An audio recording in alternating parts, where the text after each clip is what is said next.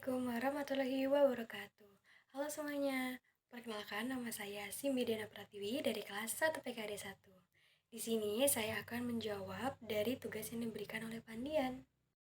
Jadi, yang nomor satu adalah agar manusia kembali memiliki etika moral dan sentuhan manusiawi dalam kehidupannya, maka penguatan spiritualitas perlu dilakukan. Penguatan spiritualitas ini secara filosofi dikatakan sebagai penguatan visi ilahi, potensi bertuhan, atau kebertuhanan. Untuk mencapai visi ilahi yang kokoh, diperlukan proses pengaktualisasian akhlak Tuhan yang ada di dalam diri setiap manusia. Lalu, apa yang harus dilakukan oleh manusia jika ingin memiliki visi ilahi yang kokoh? Untuk memiliki visi ilahi yang kokoh, ada beberapa langkah yang bisa diambil. Yang pertama adalah refleksi diri. Luangkan waktu untuk merenungkan tujuan hidup dan nilai-nilai yang diyakini. Apa makna kehidupan bagi diri sendiri? Ini bisa membantu memahami potensi spiritualitas yang ada. Yang kedua yaitu pengembangan spiritualitas, yaitu ikuti praktik-praktik spiritualitas yang sesuai dengan keyakinan seperti meditasi, doa, ritual yang dapat mendekatkan diri kepada Tuhan. Ini membantu membuka hati dan pikiran terhadap visi yang lebih tinggi. Selanjutnya adalah belajar dari tradisi, dalami ajaran-ajaran agama atau filosofi yang diyakini. Selanjutnya adalah berbuat baik. Terapkan nilai-nilai moral dalam tindakan sehari-hari. Tindakan kebaikan dan kepedulian terhadap sesama bisa memperkuat koneksi spiritual dan membangun visi ilahi. Selanjutnya adalah komunitas. Bergabunglah dengan komunitas yang memiliki nilai-nilai serupa dan interaksi dengan orang-orang lain dapat memberikan wawasan dan dukungan dalam perjalanan spiritualitas. Selanjutnya adalah pembelajaran berkelanjutan. Teruslah belajar dan terbuka terhadap pengalaman baru. Setiap pengalaman dapat menjadi pelajaran yang memperkaya perspektif spiritual. Selanjutnya adalah mengembangkan empati. Latih diri untuk lebih peka terhadap perasaan dan kebutuhan orang lain. Empati adalah jembatan yang menghubungkan kita dengan kemanusiaan dengan visi ilahi. Dengan langkah-langkah ini, manusia dapat lebih dekat pada visi ilahi yang kokoh dan mengintegritaskannya dalam kehidupan sehari-hari. Selanjutnya, yang nomor 2 adalah Syed Husin Nasr juga menawarkan terapi spiritual untuk mengatasi problematika manusia modern. Syed Husin Nasr, seorang pemikir filosofi muslim kontemporer, mengusulkan terapi spiritual sebagai cara untuk mengatasi problematika manusia modern yang seringkali terjebak dalam materialisme, kehilangan makna, dan aliansi spiritual. Beberapa konsep utama dari terapi spiritual yang dia tawarkan adalah kembali ke spiritualitas. Nasr menekankan pentingnya kembali kepada nilai-nilai spiritual dan tradisi keagamaan, makna yang dapat memberikan makna dan arah dalam hidupnya. Ia percaya bahwa pemahaman yang mendalam tentang spiritualitas dapat membantu individu menemukan tujuan hidup yang lebih tinggi. Selanjutnya adalah integritas spiritualitas dalam kehidupan sehari-hari. Terapi spiritualitas yang dia sarankan melibatkan penerapan prinsip-prinsip spiritualitas dalam kehidupan sehari-hari. Ini termasuk praktik-praktik seperti doa, meditasi, dan refleksi yang membantu individu terhubung dengan aspek-aspek spiritual dari diri mereka. Menyadari keterhubungan. Nasr mengajak manusia untuk menyadari keterhubungan mereka dengan alam, masyarakat, dan yang ilahi. Kesadaran ini dapat mengurangi rasa terasing dan menciptakan rasa tanggung jawab terhadap lingkungan dan sesama. Pendidikan spiritualitas. Nasr juga menekankan pentingnya pendidikan spiritual yang dapat membantu individu memahami konsep-konsep metafisik dan etika yang lebih tinggi, serta meningkatkan kesadaran akan potensi spiritual yang dimiliki. Transendensi.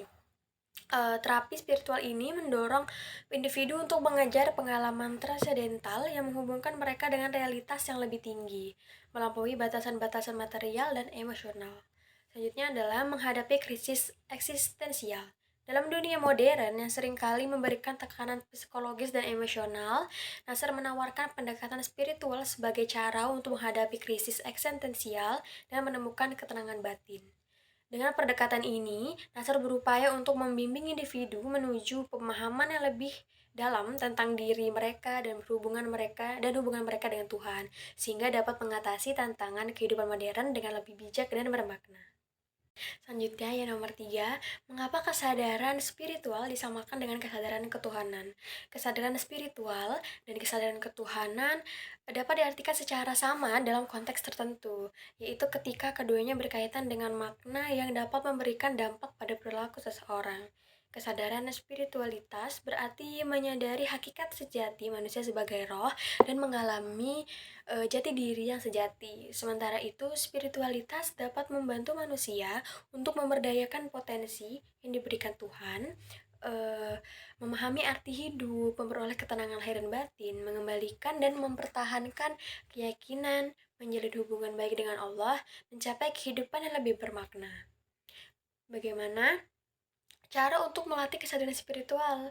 Di antaranya yaitu merefleksikan diri terhadap makna hidup, mengikuti aktivitas bakti sosial, menerima dan membuka diri terhadap perubahan dalam hidup. Yang nomor 4 adalah bagaimana Tuhan dirasakan kehadirannya dalam perspektif psikologis. Dalam perspektif psikologis, kehadiran Tuhan dirasakan melalui unsur spirit yang melekat dalam diri manusia. Spirit ini membuat manusia dapat merasakan yang gaib, mengenal Tuhan, dan merasakan nikmatnya patuh pada sesuatu yang dianggap suci dan luhur. Berikut ini adalah beberapa hal yang berkaitan dengan kehadiran Tuhan dalam perspektif psikologis. Manusia secara alami dapat merasakan yang gaib karena di dalam dirinya ada unsur spirit. Manusia memiliki potensi untuk percaya pada supranatural atau agama.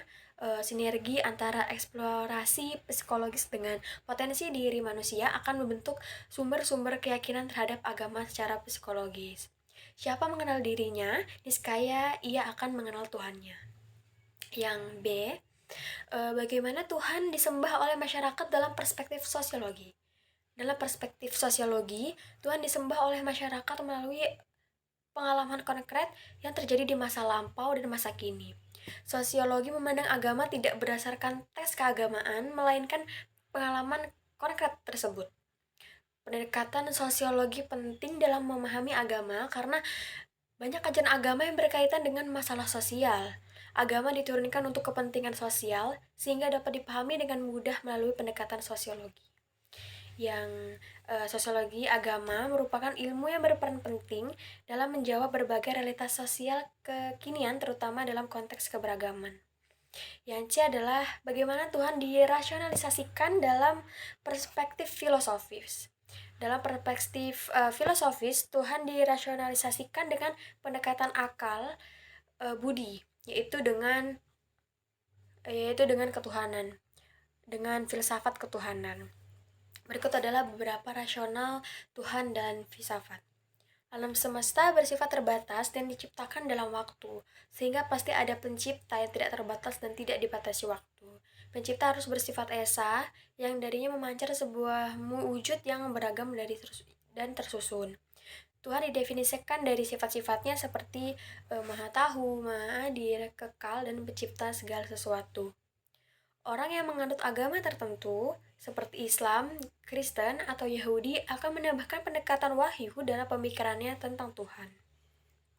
Selanjutnya adalah yang D, konsep tentang Tuhan dalam perspektif teologis. Konsep Tuhan dalam perspektif teologis adalah pandangan tentang Tuhan yang didasarkan pada kepercayaan bahwa kesadaran tentang Tuhan, baik buruk, dan cara beragama hanya bisa diterima dari Tuhan sendiri. Berikut adalah beberapa konsep Tuhan dalam perspektif teologis. Teologis Islam dalam Islam, Tuhan disebut Allah dan diyakini sebagai zat maha tinggi yang nyata dan esa, pencipta yang maha kuat dan maha tahu, yang abadi, penentu takdir, dan hakim bagi semesta alam. Teologi dalam Islam juga disebut ilmu tauhid yang membahas tentang wujud Allah, sifat-sifat wajib dan boleh, serta yang wajib ditiadakan baginya. Teologi Kristen, dalam kepercayaan Kristen, Allah dikenal dari tindakannya sebagai pencipta, penyelamat dalam Yesus Kristus, dan pembaharu dalam Roh Kudus. Teologi proses. Teologi proses menggambarkan Allah sebagai yang mempunyai potensi dan penyebab atas segala sesuatu yang baik, menjadi pengarah atas segala sesuatu, dan Allah yang dekat dengan manusia. Aleph North Whitehead memahami Tuhan sebagai penembus dan penyelamat hadir dan ikut menderita bersama dengan manusia.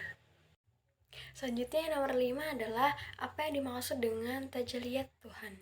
Tajalliyat Tuhan adalah proses manifestasi diri Tuhan dalam bentuk konkret. Dalam sufisme, tajalli diartikan sebagai penampakan dan pengungkapan Tuhan sebagai kebenaran. Tajalli juga dapat diartikan sebagai apresiasi terhadap rasa ilahi, tersingkapnya tirai penyingkap alam gaib, proses penerangan dari nur gaib sebagai hasil dari meditasi Allah Subhanahu wa taala menyingkap dirinya kepada makhluknya. Salah satu contoh tajalli adalah ilmu yang diajarkan oleh seorang dosen kepada mahasiswanya, di mana ilmu tersebut tidak akan habis. Selanjutnya ada nomor 6, agar manusia dapat tetap konsisten dalam kebaikan dan kebenaran Tuhan, apa yang harus dilakukan oleh manusia?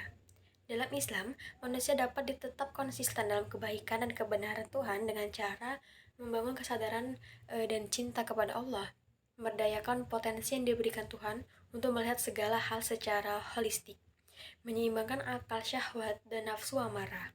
Dalam Islam, spiritualitas merupakan hal yang penting karena tanpa spiritual, ibadah yang dilakukan hanya menjadi ritual semata. Spiritualitas juga membantu manusia untuk menemukan hakikat dari setiap fenomena yang dialami.